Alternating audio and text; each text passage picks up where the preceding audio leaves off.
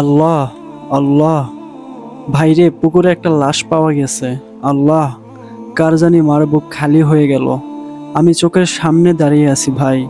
দুনিয়াতে কি হচ্ছে এসব? আল্লাহ, এত ভয় লাগতেছে। এটা শরীয়তপুর জেলার গোসাইরহাট থানার কুচাইপট্টি ইউনিয়নে। আমি অনেক মানুষকে জিজ্ঞেস করলাম, কেউই বলতে পারছে না লাশটা কোথা থেকে এসেছে। লাশটা অনেকটাই পচে গেছে ভাই, গন্ধে বের হইতেছে। মনে হয় 1 সপ্তাহ, এমনকি তারও বেশি আগের লাশ। আপনারা দেখতে পাচ্ছেন চারপাশে অনেক মানুষ জড়ো হয়েছে। প্রশাসনের লোকজনও এসে গেছে এখন। এই পুকুরটা অনেক নিরিবিলি জায়গায়, লোকজন সাধারণত এখানে আসে না।